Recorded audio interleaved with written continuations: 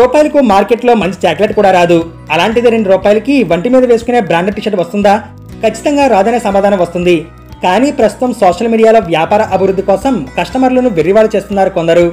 కేవలం రూపాయలకే branded T shirt, కేవలం 49 రూపాయలకే బ్రాండెడ్ ప్యాంట్ అంటూ పబ్లిసిటీ ఇచ్చారు ఒక షాప్ ఓనర్. ఇక సోషల్ మీడియాలో ప్రకటన చూసిన వాళ్ళంతా ఆగుతారా?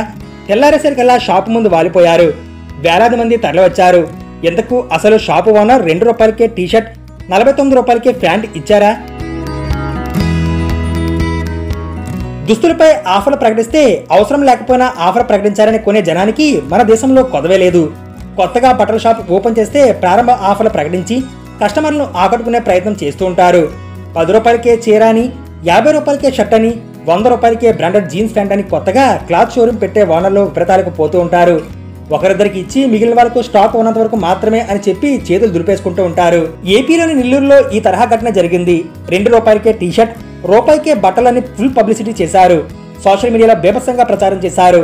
దీంతో నెల్లూరు సిటీలో జనం ఆ కొత్తగా పెట్టిన బట్టల షాప్ ముందు క్యూ కట్టారు.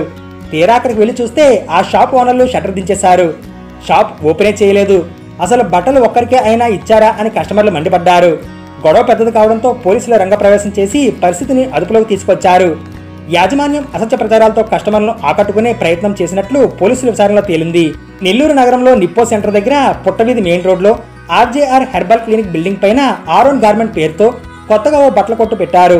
ప్రారంభ ఆఫర్ కింద రూపాయికే టీషర్ట్, రూపాయలకి ప్యాంట్ అని ఇన్స్టాగ్రామ్ లో సోషల్ మీడియాలో వదలగొట్టారు. అసత్య ప్రచారం చేయడంతో కృష్ణాష్టమి పండగ పూట జనం షాప్ ముందు పడిగాపులు కాశారు. అరోనా గార్మెంట్ దగ్గర జనాలు గుమిగూడారు. అక్కడ జనాలు పోగవడం చూసి ఆ దారిని వెళ్లే వాళ్ళు ఏం జరుగుతుందోనని ఆగారు. ఇలా ఫుల్ క్రౌడ్ తో రోడ్డు నిండిపోయింది. విషయం తెలిసి పోలీసులు రంగప్రవేశం చేశారు.